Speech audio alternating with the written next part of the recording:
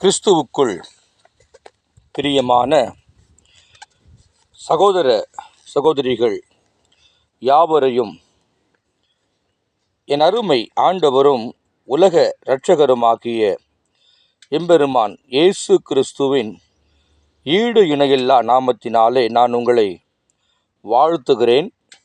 இந்த நிகழ்விலே அன்பாக அழைக்கிறேன்.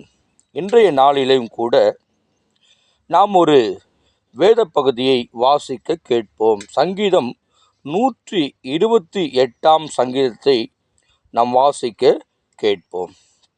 அதிலே 1, 2, 3 வசனங்களை நாம் வாசிக்க கேட்கப் போகிறோம்.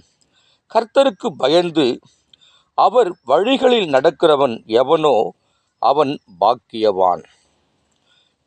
எனக்கு அருமையான தேவனுடைய ஜனங்களே, கர்த்தருக்கு நாம் முதலாவது பயப்படுகிற பிள்ளையாய் நாம் காணப்பட வேண்டும். அவன் பாக்கியவானாய் இருப்பான். பாக்கியவான் என்று சொல்லும் பொழுது அவர்கள் எப்பேற்பட்ட காரியத்தை செய்தாலும் கூட கர்த்தர் அவர்களோடு இருந்து அவர்களை அவர் ஆசீர்வதிக்கிற தேவனாய் இருக்கிறார். 2வது வசனத்திலே, உன் கைகளின் பிரயாசத்தை நீ சாப்பிடுவாய், உனக்கு பாக்கியமும் நன்மையும் உண்டாயிருக்கும்.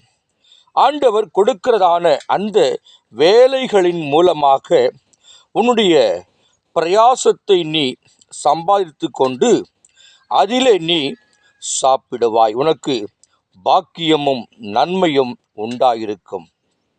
பாருங்க, 3ஆம் வசனத்திலே, உன் மனைவி உன் வீட்டோரங்களில் கனிதரும் திராட்சை கொடியைப் போல் இருப்பாள், உன் பிள்ளைகள் உன் பந்தியை சுற்றிலும் ஒலிவ மர கன்றுகளைப் போல இருப்பார்கள்.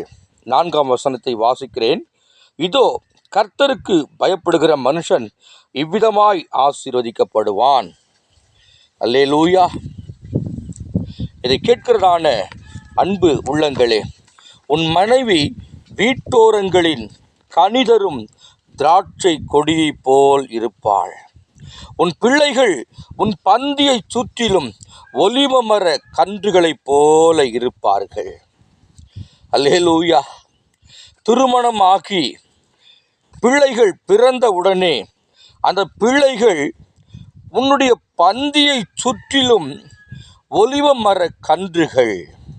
ஒலிவ மரம் என்று நாம் பார்க்கும் பொழுது அவைகள் அபிஷேகத்துக்குரிய ஒரு மரமாய் நாம் வேத பகுதியிலே நாம் வாசிக்கிறோம். அப்படி விலையுயர்ந்த ஒரு மரங்களைப் போல, கன்றுகளைப் போல உங்களுடைய பிள்ளைகளை கர்த்தர் ஆசீர்வதித்து உங்களை பெருகவே பெருக பண்ணுகிற தேவனாயிருக்கிறார். ஆனால் நாம் ஒன்றை மாத்திரம் நாம் கடைபிடிக்க வேண்டும். அது என்ன காரியம்? கர்த்தருக்கு பயந்து அவருடைய வழியில் நடக்கிறவன் எவனோ அவன்தான் பாக்கியவான். கர்த்தர் காண்பிக்கிற வழியிலே நாம் நடந்து செல்வோம் என்று சொன்னால் அதிலே நமக்கு எந்த ஒரு பயமும் இருக்காது. இதை கேட்கிறதான அன்பு நெஞ்சங்களே, நீங்கள் முதலாவது மனுஷருக்கு பயந்ததெல்லாம் போதும். அவர்களை பார்த்து பயப்படாதே, நான் உன்னோடு கூட இருந்து உனக்கு செய்யும் காரியம் பயங்கரமாயிருக்கும் என்று கர்த்தர் சொல்லுகிறார். ஆகையினாலே மனிதர்களை குறித்து நீங்கள் ஒன்றையும் கவலைப்படாதிருங்கள். அவர்கள் கர்த்தரால் உருவாக்கப்பட்டவர்கள் தான். அந்த கண்ணோட்டத்தில் நீங்கள் மனிதர்களை பார்ப்பீர்கள் என்று சொன்னால் அவர்களுக்கு நீங்கள் ஏற்புடையவர்களாய் காணப்படுவீர்கள். அவங்கள பார்த்து நீங்கள் பயந்துராதீங்க. அவங்களால ஒன்றும் செய்ய முடியாது. அவர்கள் மிரட்டுவார்கள், பயமுறுத்துவார்கள், அவ்வளவுதான்.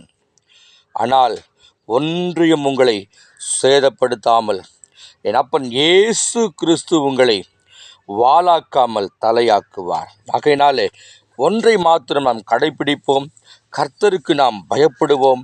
கர்த்தர் நம்மை ஆசீர்வதிப்பார். பரலோக பிதாவே, இந்த வேளைக்காக ஸ்தோத்திரம். இயேசு கிறிஸ்துவின் நாமத்தினாலே அப்பா, இதை கேட்டதான அன்பு உள்ளங்களை கர்த்தர் ஆசீர்வதிப்பீராக. ஆண்டவரே, உமக்கு ஸ்தோத்திரம். கர்த்தருக்கு பயப்படுகிற மனுஷன் இவ்விதமாய் ஆசீர்வதிக்கப்படுவான் என்று வேத பகுதியில் நாங்கள் வாசிக்க கேட்டோம்.